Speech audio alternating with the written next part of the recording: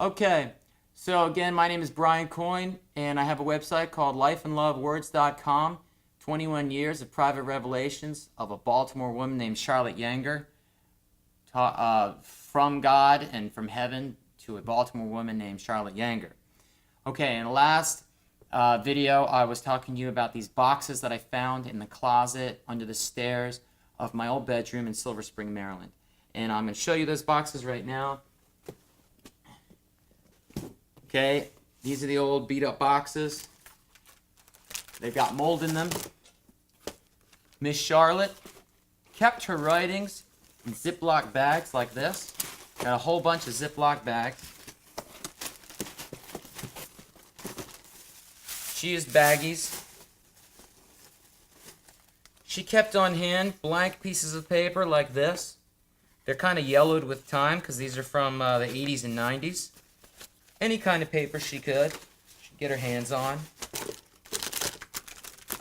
I can show you, prove to you that these boxes are from the 90s. See down there? 1990, what's that say? 9. Okay. Yeah, September 26, 1990. Charlotte died September 28th, 1994. So, these are pretty old boxes. Here's the other box. All right. She wasn't an alcoholic and she wasn't a drinker, but these are alcohol boxes, rum boxes. She probably got them across the street from the Box and Save. She lived on Ritchie Highway in Glen Burnie, Maryland, also called Brooklyn, Maryland. She grew up in the Curtis Bay area. These are some more of the boxes that housed her writings. I've put all her writings in binders, which I'll show to you later in a later video. Again, here are some of her binders, some of her Ziploc bags. She basically organized all her conversations with God for 21 years in Ziploc bags. Thank God she thought to put them in Ziploc bags, because you can see there's water spills on some of these boxes.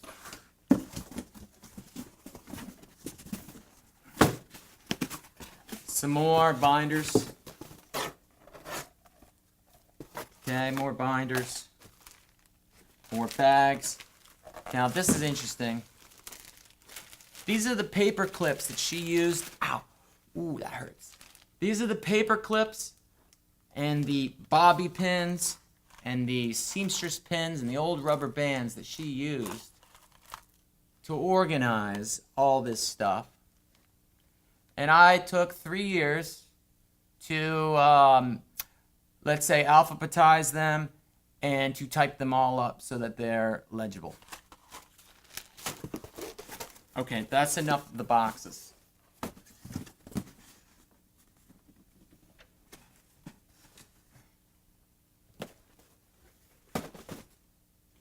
Who was Miss Charlotte?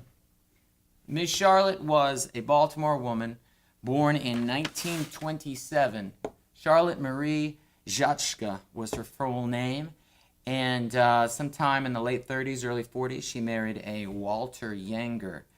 And they resided in Curtis Bay area and then eventually 4910 Ritchie Highway, right across the street from the Lucky's Convenience Store, which has just recently been shut down. I know because she used to send me across the street when I was a little kid to get her groceries. She was handicapped by the hand of her own husband. Sometime in the early 70s, her husband, in a fit of rage, chased her up the cellar stairs into the kitchen and slammed the kitchen door on her body and crushed it against her, thus dislocating her right hip, breaking her hip bone. A few years later, she was confined to crutches. And a few years later, she had a hip replacement operation which failed miserably. And she was a heavy-set woman to begin with, so she put on more weight. And then she was eventually confined to a wheelchair, to her bed, and to her house. And that's why kids like me and my brothers and sisters and a couple other Baltimore families would take turns hanging out with her and helping her out and doing things for her around the house and doing her grocery shopping. That's pretty much the story of Miss Charlotte. She was a Catholic woman, and her greatest love was getting to Holy Mass.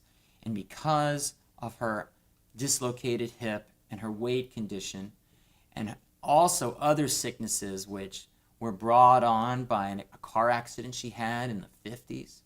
She had ovarian cancer. She had injured intestines from this car accident. She had a scar on her forehead that always remained. She always covered it up with her hair like that. But because of her illness and because of her dislocated hip and her handicapped situation, she couldn't get to Mass.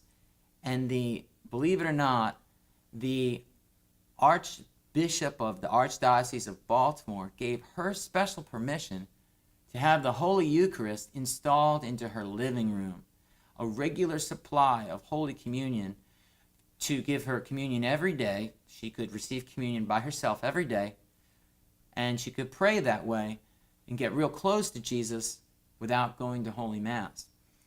And this is around the time where we met her in 1980 and started taking care of her. And for years after that, whenever we'd go over to her house, she would always have a candle lit and an altar in her front living room, and we would genuflect just like we were in a church. And then we would move into her dining room area where she spent most of her time, and that's where her bed was. And we would look after her and take care of her. She was a lot of fun, so we would have a lot of fun with her. We'd play cards, we'd play different board games, watch vampire movies on TV, normal stuff like that, listen to music. But we'd pray the rosary every day with her, and then we'd have communion with her at the end of the night before, us kids would go to bed. So that's Miss Charlotte in a nutshell, but I haven't told you much about her special gift, which she started to receive in the early 70s, called locutions. So before I move on to my next short video, go to lifeandlovewords.com and you can take a look at some stories about her, see pictures of her. I'll show you a picture of her in the next video.